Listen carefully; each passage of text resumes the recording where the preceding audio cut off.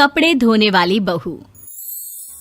शादी के पहले से ही विभा को कपड़े धोने का बड़ा शौक था। कभी नल के नीचे तो कभी तालाब के पास। अरे मेरी नीली वाली लुंगी नहीं दिख रही है। विभा की अम्मा कहाँ रखी है लुंगी? अरे वो तो विभा ने परसों ही धोकर रखी थी आपकी अलमारी में, देखो वहीं होगी। वो ना मैंने आज धो दी, मुझे लगा कि गंदी हो गई होगी। अरे कैसे गंदी हो गई थी, उसे तो मैंने पहना भी नहीं। हे भगवान, इस लड़की के कपड़े धोने की आदत से परेशान हो गया हूँ मैं। जितना तो घर में राशन नहीं आता उससे कहीं ज्यादा डिटर्जेंट पाउडर का खर्चा है। इसकी शादी करवा दो, शादी जाए अपने घर में ही करे काम, फिर चाहे घर के कपड़े धोने हो या पूरे गांव के। हाँ ठीक बोल रही हूँ, देखता हूँ मैं कोई लड़का। वो दिन भी आ जाता है जब विभा को देखने लड़के वाले आ जाते हैं। लड़की मुझे अच्छी लगी। होने वाली सास कहती है, बेटी अगर कुछ पूछना है तो पूछ लो। वैसे तो हमारी लड़की बहुत ही शर्मीली है, जो बोल दो वो मान लेती है, इसे क्या पूछना होगा। अरे कैसी बात कर रही हो माँ, मुझे इन लोगों के घर रहना है, सवाल तो कई है। हाँ हाँ बेटा पूछ लो ना, क्या पूछना है। आप लोगों के घर कपड़े कौन धोता है? सास का मुंह बन जाता है। देखो अगर तुम ये कहना चाहती हो कि तुम्हें कपड़े धोने नहीं आते तो सुन लो, कपड़े मैं ही धोती हूँ, लेकिन तुम्हारे आ जाने के बाद मैं रुमाल तक नहीं धोऊंगी। अरे चुप रहना भाग्यवान, बहू बेचारी घर आई नहीं, उसे डराना शुरू कर दिया। वो क्या है ना बिटिया, अभी तक तो ये कल्लू की माँ ही धोती थी, लेकिन अब तुम्हारे पापा तो दहेज में वॉशिंग मशीन देंगे ही। तभी विभा की माँ बोल पड़ती है, सवाल भी पूछा तो क्या। वैसे भाई साहब, मशीन की तो फिर भी कपड़े धोने की कैपेसिटी होती है। मतलब जो बिटिया दे रहे हैं ना विभा, इसे कपड़े धोने का बहुत शौक है। ये आप लोगों के क्या, आस पड़ोस गांव मोहल्ले सबके कपड़े धो दे और उफ तक ना करे। बाहर देखा नहीं आपने कितने कपड़े सूख रहे हैं, सब हमारी बिटिया ने ही तो धोए हैं। बस भी करो ना माँ, शर्म आ रही इतनी तारीफ सुनकर।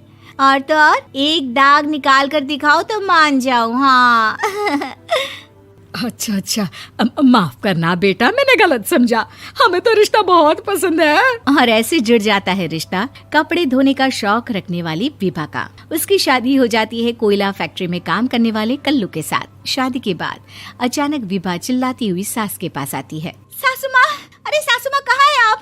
ये तो धोखा है, धोखा दिया आप लोगों ने मुझे। इसे ससुर के चक्कर के बारे में पता चल गया। अरे तो उसमें तुझे क्यों धोखा मिला है? अरे नल में पानी नहीं आता, कपड़े कैसे कब धुलेंगे? अच्छा तू पानी नहीं आ रहा उसकी बात कर रही है। तो आपने क्या सोचा? कुछ नहीं। अच्छा तेरी माँ ने कहा था कि कपड़े धोने का शौक है तुझे, याद आया मुझे। शौक बोलकर कपड़े धोने वाले मेरे जुनून को कम ना आके सासू माँ, कपड़ा धोना मेरा गुरूर है। तभी पति भी वहाँ आ जाता है। अभी मैंने इसे सनी देओल की फिल्म दिखाई है, उसी के डायलॉग मार रही है माँ। अच्छा सुन, साफ साफ बता रही हूँ, पानी सुबह 4 से 6 और शाम को 10 से 12 आता है, समझी? विभा टाइमिंग सुनकर हैरान हो जाती है। ये क्या भूतों का मोहल्ला है? सुबह 4 बजे उठकर कौन कपड़े धोता है? 4 बजे टंकी में पानी जाता है, फिर सारा दिन धोना ना, किसने मना किया? अरे कैसी बात कर रही हैं? 200 लीटर की टंकी में कितने कपड़े धो लूंगी मैं, सुबह ही उठ जाऊंगी मैं। अब क्या था, विभा सुबह 4 से लेकर रात के 12 बजे तक कपड़े ही धोती रहती। एक रोज सास पड़ोस से निकलकर कहीं जा रही होती है कि साथ वाली कहती है, हाँ कल्लू की माँ, जरा ये बताओ कि 2 साड़ी है, 2 ब्लाउज और एक पेटीकोट और एक नाड़े वाला लंबा कच्छा। हाँ तो? अरे तो क्या, कितना लोगी धुलाई ये बताओ। धोबन दिख रहे हैं हम क्या? हमारे पति सरकारी नौकरी से अभी रिटायर हुए हैं और बेटा सुपरवाइजर है कोयला फैक्ट्री में। धोबन समझ रखा है हमें?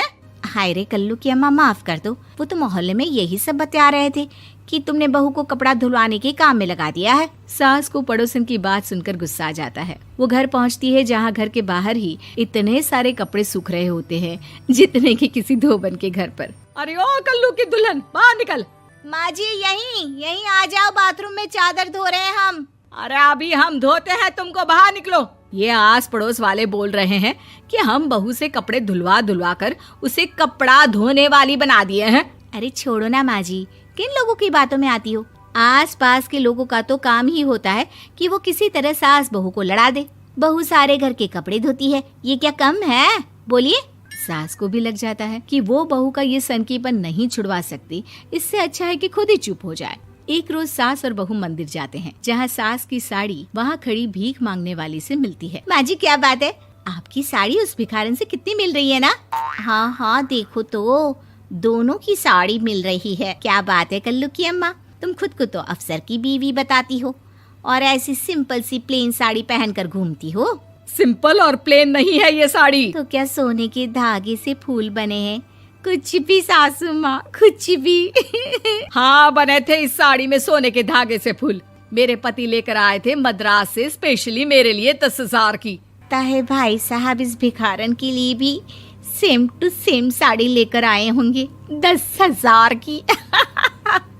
सास उस वक्त तो कुछ नहीं कहती, लेकिन बहू के साथ घर आती है और अलमारी से एल्बम निकाल कर लाती है। ये साड़ी देख रही है, ये वही साड़ी है जिसे मैंने अभी पहना था। इस साड़ी में ये जो चमकदार फूल दिख रहे हैं ना, ये सोने के धागों से काटे गए हैं। लेकिन तू लोकल वॉशिंग मशीन ब्रश से घिस घिस कर सारे फूलों को निकाल कर साड़ी प्लेन कर दी। मुझे माफ कर दीजिए सासू माँ। और तो और, जब मैंने तुझे तेरी गलती के लिए कुछ नहीं कहा, लेकिन तूने तो सबके सामने मेरा मजाक ही बना दिया। क्यों? बहू को समझ में आ जाता है कि अब से उसका कपड़े धोना बंद।